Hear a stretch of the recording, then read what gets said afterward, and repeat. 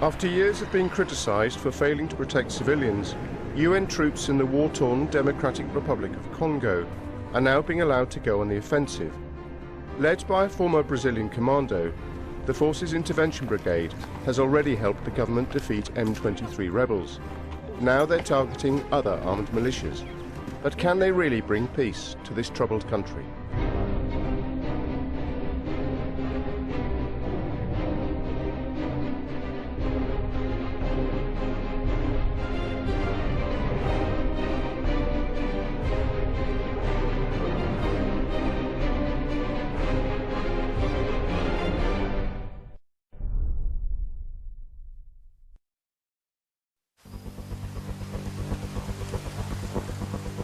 In a land awash with weapons and violence, one man is on a mission to change peacekeepers into peacemakers. Brazilian General Carlos Santos Cruz. For the first time in the history of the United Nations, international troops are allowed to take the initiative and use force against rebel groups to defeat and disarm them. They've been sent here to the Democratic Republic of Congo. We have a mandate to neutralize armed groups. And then, when we finish one, immediately we move ahead to continue our obligation. General Santos Cruz wants the armed groups hiding in the forests and mountains to understand his mission. We are going to protect the civilians, eliminating, neutralize the threats. We go to the threat. We are not going to wait the threat to come here against the civilian. But can he bring peace to a nation scarred by years of fighting and war? We need to promote the human rights, even by force. That's our role here, to bring peace, even by force, if needed. He doesn't underestimate the task ahead. He knows the stakes are high. One mistake in one shot, kill or you injure the wrong person, that's the risk.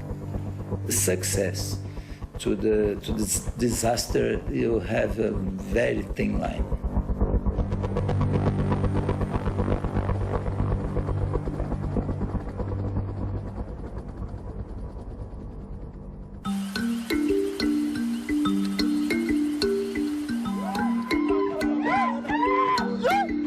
All over Eastern Democratic Republic of Congo, soldiers are preparing for the day ahead. The Congolese National Army, known as the FARDC. The newly deployed United Nations Force Intervention Brigade, the FIB.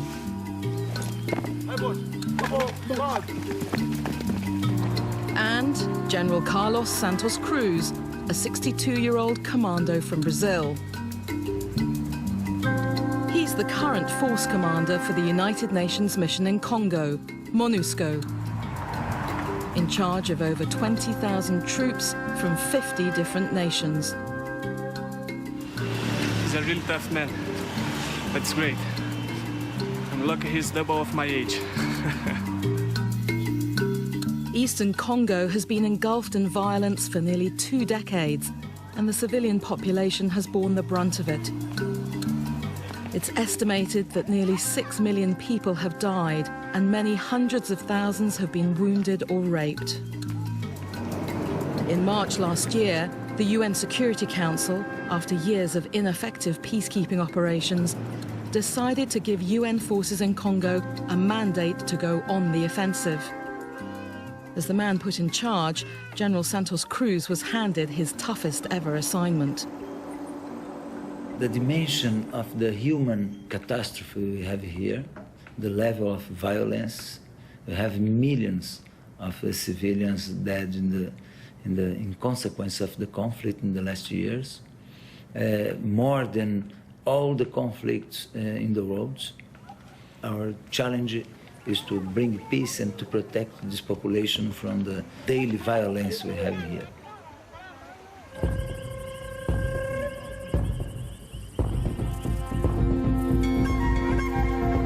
Military operations are now in progress all over Eastern Congo, to take on and defeat the many armed groups. They've had some successes and they've had some setbacks, but it's an enormous change to a mission that's had much criticism in the past for its inaction.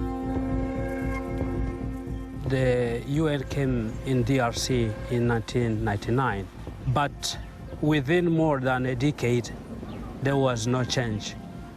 Since this year, we have noticed a kind of change because of the defeat to the M23. We saw that finally the UN forces are really engaged on the side of the FRDC. The UN says it's the end of the M23 rebel group in the Democratic Republic of Congo. But though the fight against the M23 rebels may be over, there are several other militias that still pose a threat.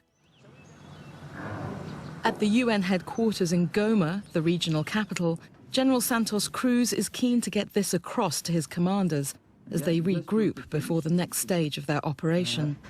That's the objective.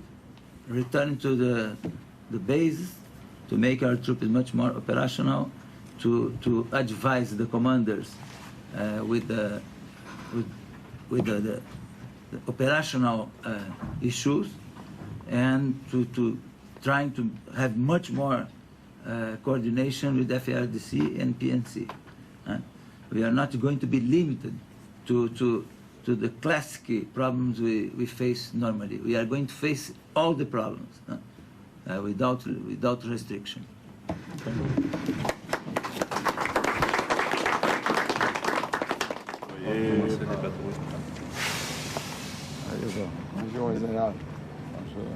The new mandate means that the UN is working very closely with the Congolese army.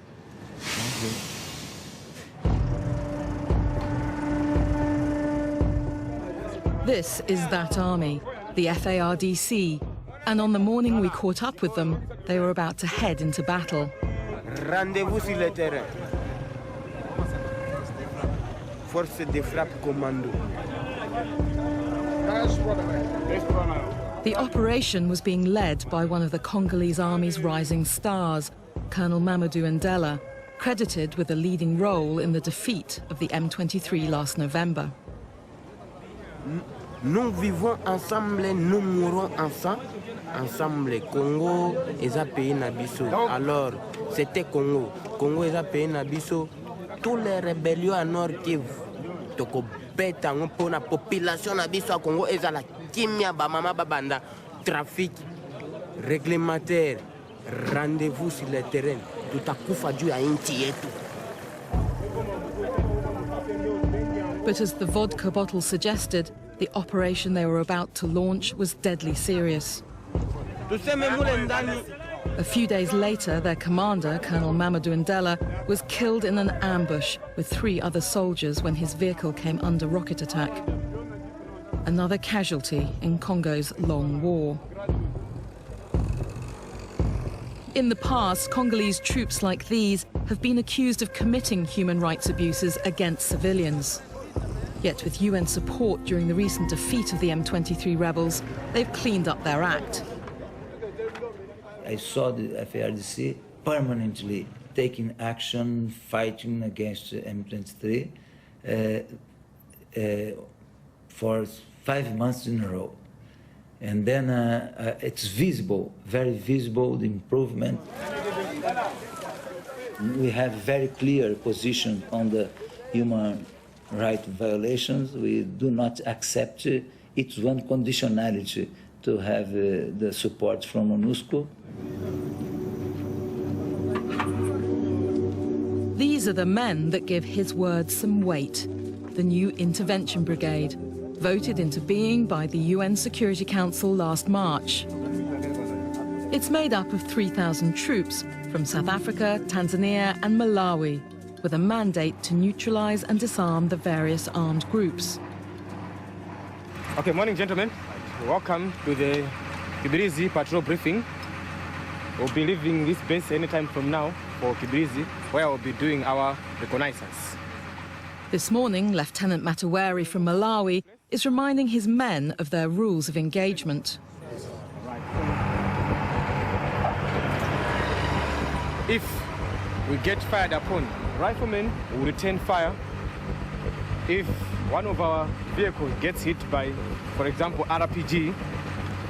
Another vehicle from behind will give cover to that particular vehicle, and if you have any casualties, will be whisked away or moved from that particular area. This is the first time since the birth of the United Nations in 1945 that the Blue Helmets can aggressively seek out an enemy. It's a historic decision. The men are part of a forward unit at Kibirizi in the national park. The UN needs to get the latest information on the militia's whereabouts to prepare for the next military offensive due to start at any time. If we have credible information that the civilians will suffer in the hands of some armed groups, we have the freedom to take action, to anticipate the action of the armed groups. There's one particular armed group in the UN sights for the next operation. It's called the FDLR. It came to eastern Congo 20 years ago after fleeing Rwanda. Its founders are accused of taking part in the mass killings of nearly 1 million people, the genocide in Rwanda of 1994. They've been attacking villages ever since. It seems they're close by. Mnasema ambazo mnajua kwa FDLR inapatikana labda sehemu hii? Hapana, hakuna grupu ya mengine, ni FDLR tu, mabiko na kikundi mbili. Barudi na bafoka. Hapa mbele yangu position mbili, foka na rudi. Na ingine force hapo moya nyuma yangu. Apepre mirangi. Akse mirangi. Tuko na FDLR mbele na nyuma. Sisi tuko hapa. After 2 decades, the rebel militia has put down roots in the region. Many local people married into the FDLR and had families together. Si ule ba FDLR bashagawia hapa sana. Mashamba za maraia ziko mopori kwenye FDLR zinadhibiti. Ni kusema wanakutanana. Ile ni mambo ya raia na FDLR. The soldiers have had a successful meeting, and Captain Jakame has gathered information useful for the next military operation. They've given us about 3 positions where, or locations where FDLR is found in the area. Every armed group knows that anytime now they will be disarmed forcibly. That's why we are busy, gathering intelligence so that we can carry out our operations in a thorough manner. General Santos Cruz recognizes that this new ability to act must be treated with respect if the mission is to succeed. Freedom means you need to have as well a responsibility with the human rights, responsibility with the mandate, with the rules of engagement, with the international and humanitarian law. It's a lesson he's learned the hard way. Previous engagements for the UN have included heading up a force that disarmed dangerous criminal gangs in Haiti. I do my job based on some principles. We need to give initiative to our troops, to our staff. We need to be focused on our mandate and the rules of engagement. The motivation we have here is a psychological motivation. We do things for the people only. We fight for them. Today, the General wants to see the results of a recent intervention brigade operation. He's going to Pinga. It's a remote village and difficult to access, so he's flying in by helicopter. He's asked the pilot to fly low so he can see the conditions of the roads and the forests where the armed groups are hiding.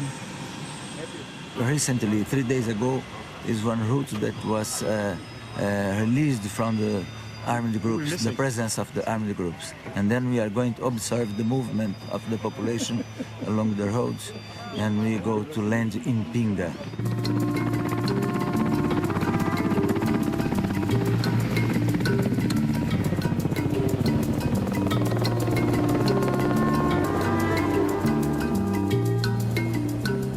Days ago, we occupied Pinga, and all the armed groups, they were defeated and fled the area. And then the population is returning. We estimate that about 2,000 families will return to Pinga.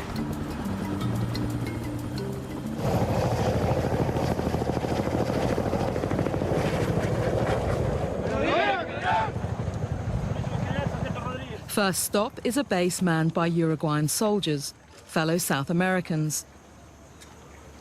The UN mission in Congo has had the responsibility to protect civilians for many years and has been heavily criticized for not doing so in the past.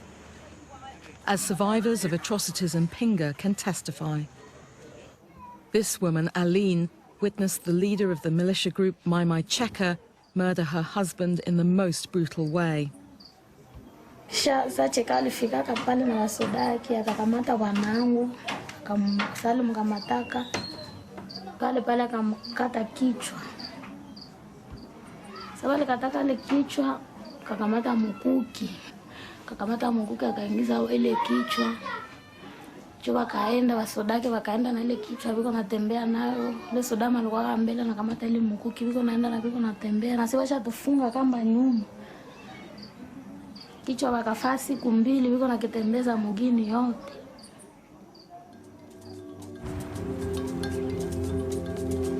Here we have a long list of human rights violations. We have more than 300 cases of rapes, looting the house all the time.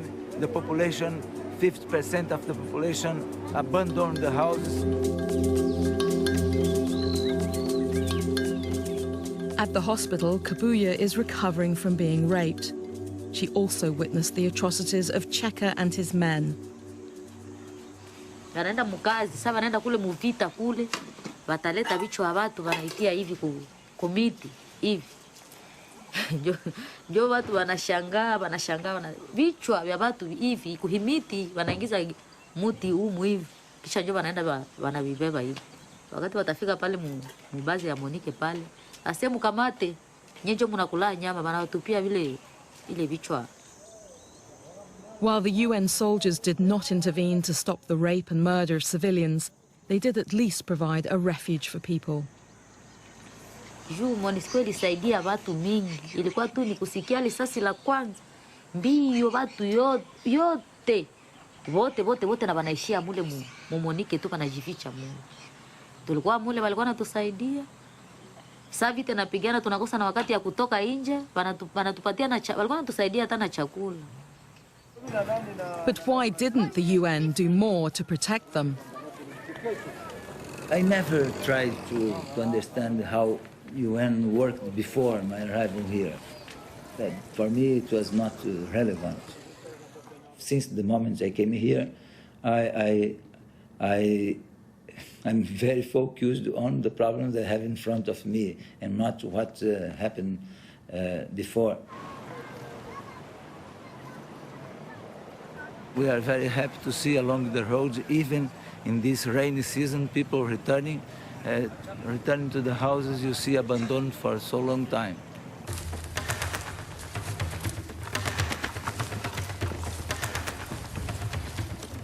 This is Tuna. Are you in contact with the coast? We just received information this morning that one of the armed group leader is hiding in the locality of this village over there. So we have been tasked to deploy and capture him. This is an exercise to ready the troops. The UN Security Council created the Intervention Brigade for a trial one-year period. The experiment seems to have worked so far, but not without cost. To date, 3 blue helmets have been killed in action. Yet can the UN alone bring peace to this country?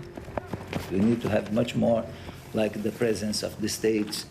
It's a military action, police action, state authority, and development. We need to have a combination. Only the force is not the solution. We need to have in parallel development and state authority, or the problem will restart at some point.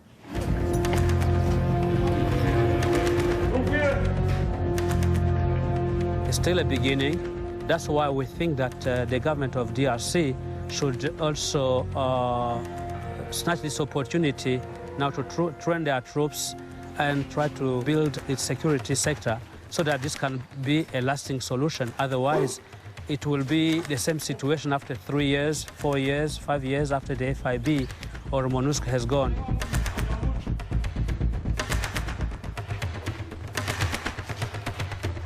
This was just a rehearsal, but these soldiers are ready to go into battle. Because we have undergone so much intensive training, beginning from right away Malawi and here as well. So we are more than ready, in other ways, I can say. We are ready for anything. If we receive an order to follow up any armed group, we are ready for that. That is our posture, that we are doing, that what we are practicing every day, that's the way we are motivating our troops to protect the population. We need to consider how important it is to isolate the problems inside Congo and not to let the armed groups cross the border, because it affects the relationship between countries.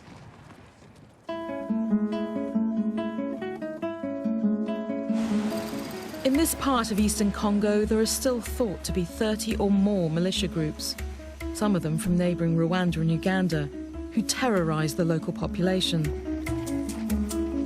The UN is using both carrot and stick in their battle to bring peace here.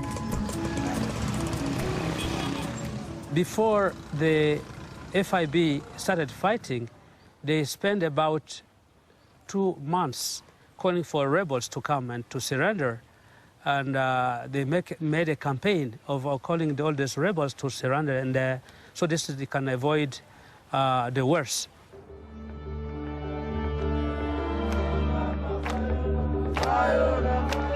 So far, well over 2,000 militia, both men and women, have surrendered their weapons.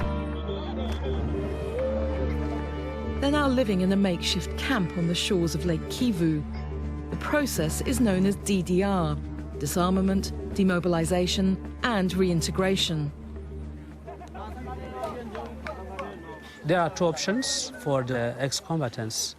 The first is to demobilize and accept to integrate the civil life, but in this case, they must be trained and they must be integrated in the community, but there is a process that must be followed.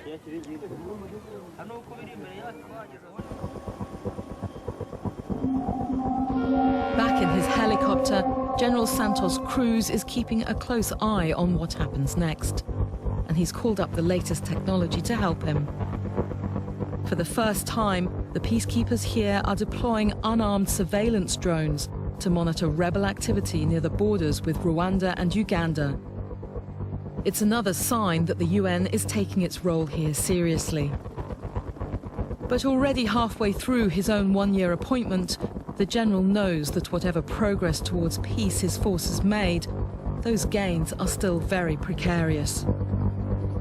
When I leave DRC, I want to have the feeling that I helped to create a better situation, if not a better life, at least a better situation. But we need to work very hard to continue with the same level of results. Because if we rest a little, we are going to fail.